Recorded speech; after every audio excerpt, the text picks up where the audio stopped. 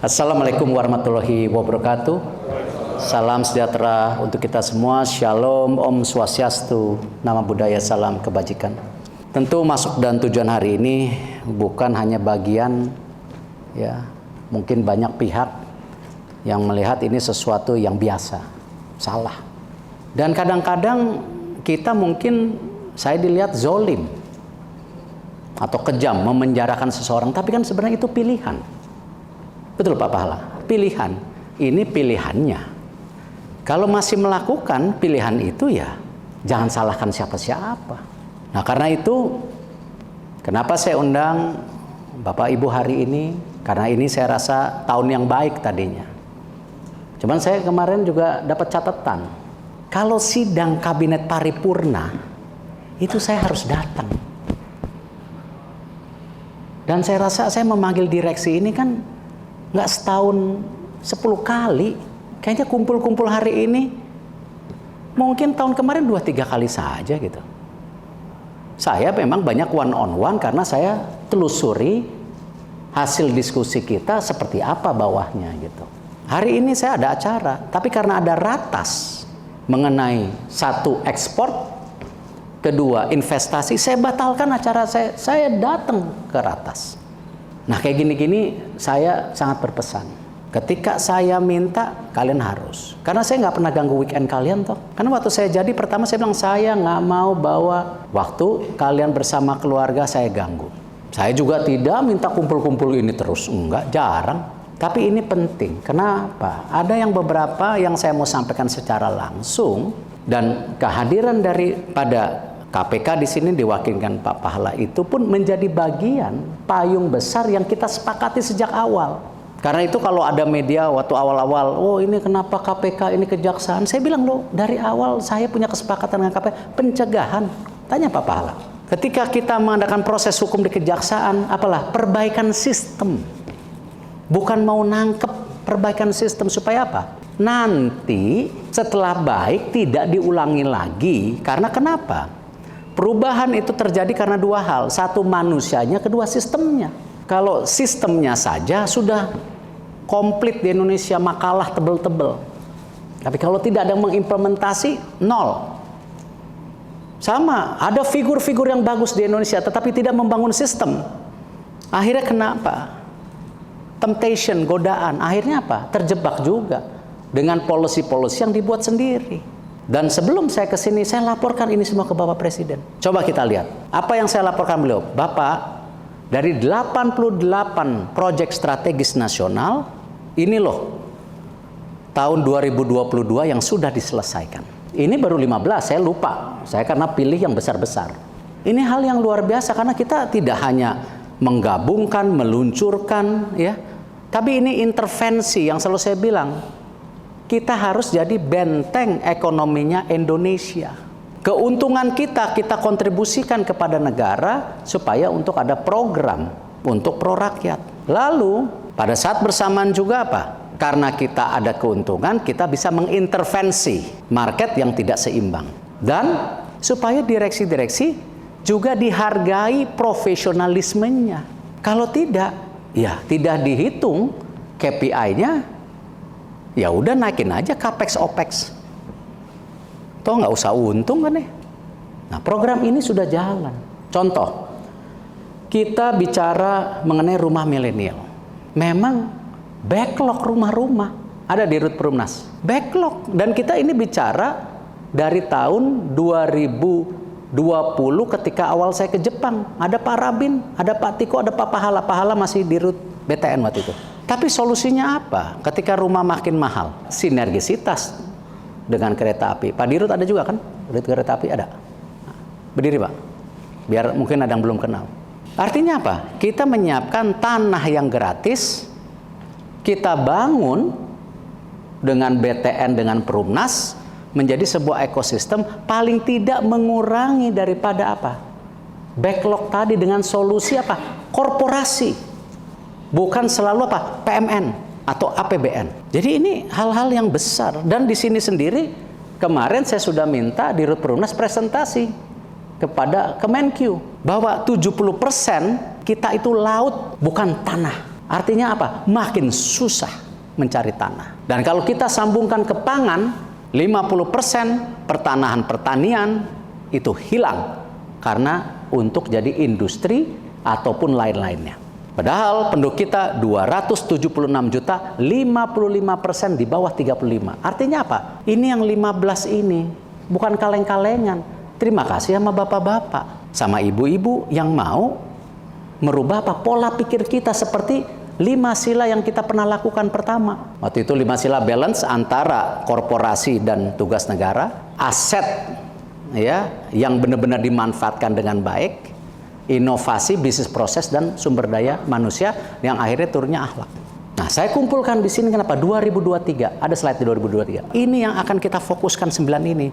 Dan mungkin dari 88 proyek lebih dari 9 ini sebenarnya. Listnya ada lebih dari ini. Cuman saya highlight 9 ini. Dan saya sudah panggil Sesmen, Wamen, seluruh deputi ini 9 yang akan saya fokuskan. Benar, Pak Sesmen? Pak Wamen pun saya sudah panggil. Bu Nelly, benar? Ini 9. 1. Aksi korporasi geothermal. Kenapa? Ini tertunda sedikit kemarin. Karena investornya telat masuk.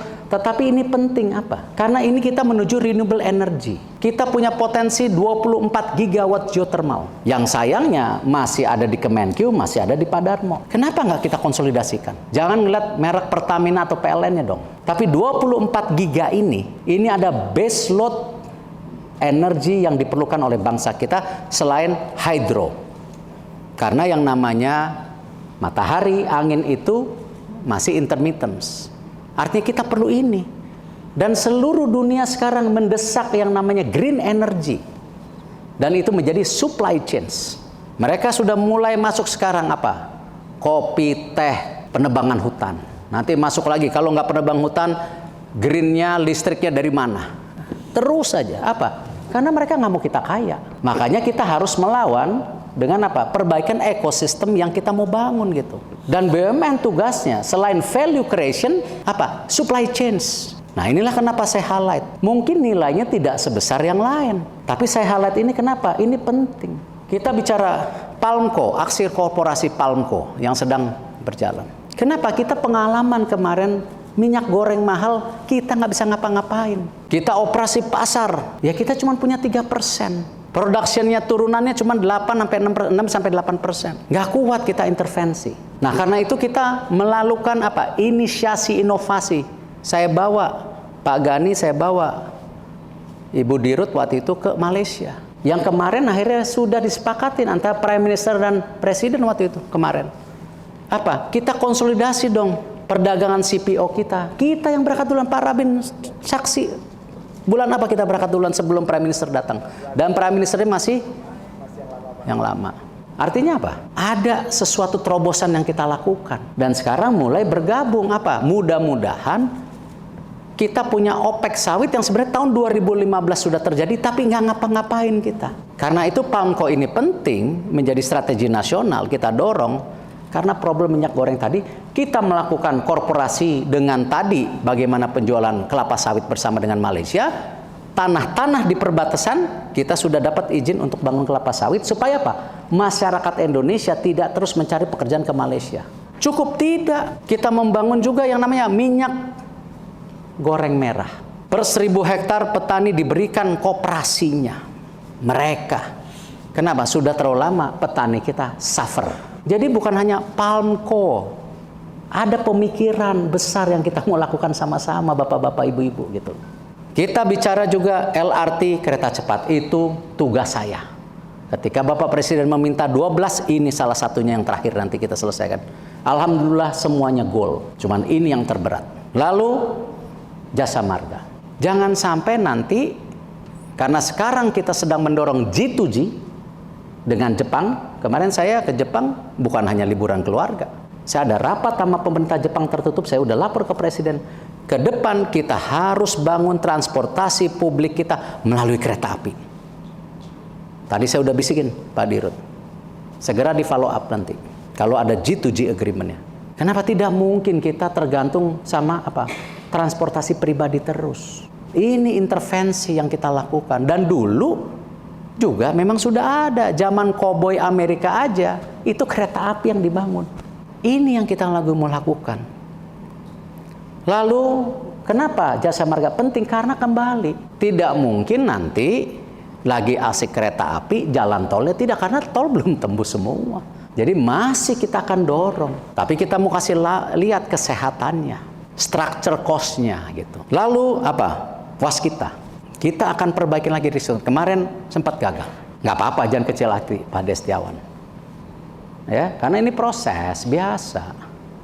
Market enggak, kemarin Pak Haru BTN 1,6 kali dapat 4 triliun, ya namanya juga market. Tapi persepsi kepada karya-karya ini harus kita perbaiki sama-sama. Karena itu yang membelenggung apa? Hutang yang diasosiasikan, ya kayaknya BUMN ini mau bangkrut gitu loh. Karena karya. Apalagi kalau ada kasus-kasus korupsi. Dan saya yakin bukan kalian yang korupsi. Tapi kita lakukan. Kenapa? Habis HK, waskita. Kalau Garuda bisa, yang ini bisa. Garuda itu berat sekali. Dan awal saya ke KPK waktu itu minta tolongnya. Nah, lalu sekarang ID Food, pangan. Harga pangan ini tertinggi di dunia, 14% sekarang naik. Kalau pangan kita nggak perbaikin, salah satunya, Pak Frans, Pak Budi, saya usul, bisa nggak saya dapat bunga 1%? Kalau jadi off-taker pangan, cocok. Kalau nggak berat nanti utang sama BRI. Ini kita lagi coba perbaiki menyeluruh. Kita juga bicara apa? Defense. Dirut yang nggak datang ya? Ada perwakilannya? Kenapa saya serius? Kalau nggak mau dibantuin defense, ya udah. Saya lapor Pak Prabowo, Pak. Terima kasih. Kenapa? Saya udah lihat bukunya, Pak. Saya udah bikin tim dari Dana Reksa sama PPA untuk due diligence. Saya udah laporin Presiden, saya udah laporin Pak Prabowo, saya udah laporin Pak Luhut. Tidak mungkin kalian mengejar kontrak, tetapi cash flow kalian nggak ada. Benar? Jangan bohong. Ini menteri nggak kaleng-kalengan, saya baca dalamnya gitu. Jangan saya senyum-senyum aja. Dan saya di sini mau bantu. Mumpung kita solid di kementerian dan sangat detail. Ini prioritas. Jangan sampai nanti tahun politik gonjang-ganjing. Yo Pak Pahala, niat saya baik. Jadi mohon diapresiasi. Lalu kita bicara roadmap 2024-2034, deregulasi permen dan rekam jejak blacklist direksi. Kita mau dorong ini. Kita juga mau pengelolaan tata kelola investasi dana pensiun. Sudah pengalaman Jiwasraya, Asabri. Kapok kita. Tadi saya udah tanya Pak Ses, Februari jadi Pak ya? Dari 45 permen Omnibus Law akan jadi 3. Jadi bapak-bapak, ibu-ibu, begitu jadi pejabat di Kementerian BUMN, komisaris, direksi, atau kita semua, baca aja 3 ini. Nggak mungkin baca 45. Siapa yang udah baca 45? Ngaku, ayo, angkat tangan. Ayo, jangan bohong, saya nggak baca. Ayo, angkat tangan semua. Ada yang kalau nggak angkat tangan udah baca berarti. Siapa yang belum baca? Hah? Angkat tangan yang belum baca. 45 permen baca, jangan bohong. Nah, kalau nanti 3 nggak baca, baru saya strum. Ya, karena ini penting. Ada penugasan yang kadang-kadang mengikat kita. Ini kita jaga. Yang saya keseharian kadang-kadang jagain bapak-bapak, ibu-ibu, penugasan. Betul. Kenapa sekarang ada rapat 3 menteri, SDM, Menq, saya. Itu PLN Pertamina senyum. Hutangnya sudah tidak 3 tahun, 4 tahun, nggak jelas kan? Sekarang 6 bulan sekali dibayar, betul? Ada aturan mainnya. Sama Pak Bas, ada rapat 3 menteri. Menq, Karya, Pak Bas, dan saya Makarya, betul? Jadi ini kita rapihkan. Supaya penugasnya jelas, mana yang rugi, mana yang untung. Duitnya dari mana dananya? Korporasi atau injection. Lalu di sini juga pengurusan dan pengawasan BUMN sama. Saya baru telepon Bu Nelly. Bicara apa bedanya holding strategik dan holding operasional? Coba ada yang bisa jawabin saya sini. Ada yang berani maju? Nggak dihukum kok, tapi nggak dikasih sepeda. Pasti jawabannya nggak sama. Karena kita belum punya standarisasi. Menaikkan nomor riset lebih tinggi dari kemampuan perusahaannya. Karena apa? Dia berpikir, saya 2-3 tahun udah nggak menjabat lagi. Padahal mimpi kita, BUMN ini jadi benteng. Jadi apa? Kontinuitas, sustainability harus ada. Kita juga ngeliat pedoman tata kelola, pengukuran kesehatan. Kita mau. Ini pertama kali buku kita konsolidasi. Tidak pernah. Rekam jejak, blacklist. Ya saya nggak mau. Kita semua di sini sudah memperbaiki. Kita nanti pensiun atau tidak ditugaskan lagi. Apa yang Bapak sudah lakukan, ya dibalikin lagi kayak zaman dulu. Yang koruptif, yang banyak hutang. Kan legacy ini punya kita sama-sama, bukan punya saya. Dan itu track recordnya udah ada semua. Dan saya bekerja sama BPKP. Nanti yang nyabut dari blacklist bukan saya, Presiden Republik Indonesia. Jadi fair, bukan arti apa? Saya menakut-nakutin supaya bapak-bapak, ibu-ibu surfing saya. Nah, saya masukin list. Bukan itu tujuan saya. 2002-2034 ini yang kita maukan.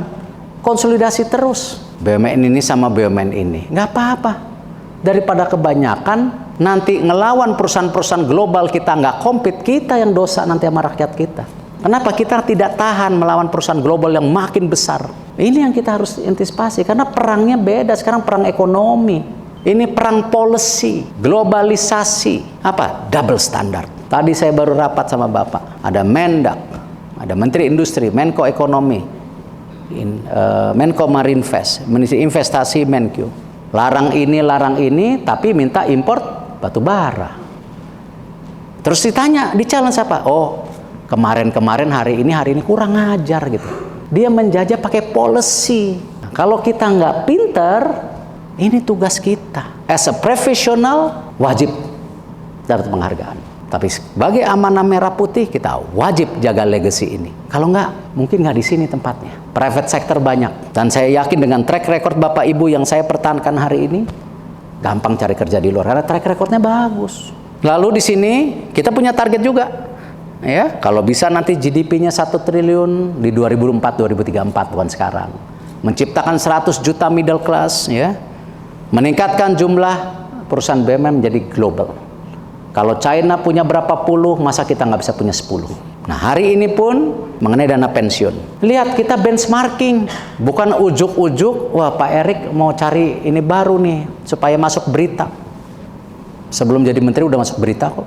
Tapi lihat, kita bandingkan dengan negara regional aja. Lihat Singapura, 86,8% dana pensiunnya. Kita hanya 5,8%. Nama Filipina, sama Malaysia, Thailand kalah jauh. Bayangin. Kan nanti pensiun semua kan? Karyawan kita juga. Masa mau jadi Asabri Jiwasraya, uang pensiunan pun dirampok gitu. Kemampuan dana pensiun memenuhi kewajiban pembayaran manfaat nggak sesuai.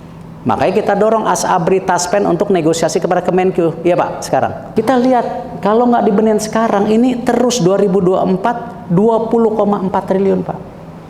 Jadi saya ngundang Bapak ada maksudnya. Yang nggak nurut, bukan Bapak-Bapak, Ibu-Ibu. Ya, yang nggak nurut saya investigasi audit. Pasti, Pak Carlo, pasti banyak main-mainnya. Aset yang hilang, investasi yang dimainkan. Nah, bukan bapak-bapak, bukan ibu-ibu. Tapi bapak ibu-ibu harus mendukung ini. Karena ini meledak 20,4 triliun nanti. Baru selesai Asabri, baru selesai Jiwasraya. Kita lagi ningkatkan yang namanya kepercayaan investasi. BUMN makin bersih, ada lagi korup. Dan ini tempat pensiunan kita nanti, ya kan, kira-kira gitu dong. Lalu sini kesehatan BUMN tadi yang disampaikan juga salah satunya. Kesehatan BUMN dan namanya harus diselaraskan demi menjaga kestabilan tanggungan yang diberikan kepada pensiunan penerima manfaat. Ya, Pak Robert bisa jelaskan udah sampai mana? Karena saya pantau terus nih tiap bulan. Dan saya pimpin langsung ini waktu ke Singapura 2021 waktu itu. Nah, sekarang saya juga mengucapkan terima kasih. Dengan policy, ya, dengan monitoring, pendampingan, ini kita aset naik 9.559 triliun. Ekuitas kita naik, laba bersih kita ini masih kuartal 3 ya. Tapi kalau kita benchmarking sama 2021, ini udah jauh lebih tinggi nantinya. Terima kasih. Lalu juga pendapatan usaha lewat juga, pasti bagus. Ini terima kasih juga sama policy besar pemerintah loh, bukan kita sendiri, pemerintah. Nah, kita lihat nih kontribusi kita naik ke negara ya. 3 tahun terakhir ini naik 68 triliun, 1.198 dibandingkan 1.130 triliun pada saat Covid. Tepuk tangan dong, semangat gitu loh. Jadi kalau dibilang oh ini tantim bonus apa, ya kita juga kasih ke negara gitu loh ya. Hutang kita menurun rasionya. Ya. Jadi kalau dibilang hutangnya banyak apa segala, menurun. Ini kasar-kasarnya, hutang Indonesia berapa? 76.600 triliun kan? Aset kita lebih dari utang. Belum pendapatan negara hari ini ekspor saja setahun di bawah pemerintahan Bapak Jokowi dan Pak Wakil Presiden Pak Maruf Amin kemarin tadi baru dilihat 51 miliar US dollar surplus. Ini is a fact gitu loh. Slide berikutnya. Nah, ini yang merah Pak Frans jangan kecil hati, kan tadi udah bilang lagi perbaikan. Ya, ini kita bisa lihat kalau dibilang oh BUMN sakit dari tempatnya Pak Pahala dari 12 kurang lebih nih, yang satu nggak sehat, tapi itu bukan karena Pak Frans. Ini penyakit lama yang zaman dulu, bahkan ada kasus juga tuh belum dilihat itu yang jual surat utang dipakai buat, kasus di mana tuh? Ada di tempatnya tuh. Sehat jadi. Ini konsolidasi berapa nih? Mungkin 100-an triliun. Coba yang Pak Tiko. Nah, ini sama. Dari 33, 25 biru. 8 masih ada potensi perbaikan. Nggak apa-apa. Tapi apa? Artinya apa? Sehat. Ini kalau dikonsolidasi ini mungkin 100, 200 lebih lah kira-kira. Ini saya belum konsul, kenapa? Takut nanti kan ada adjustment. Dana reksa PPA ada.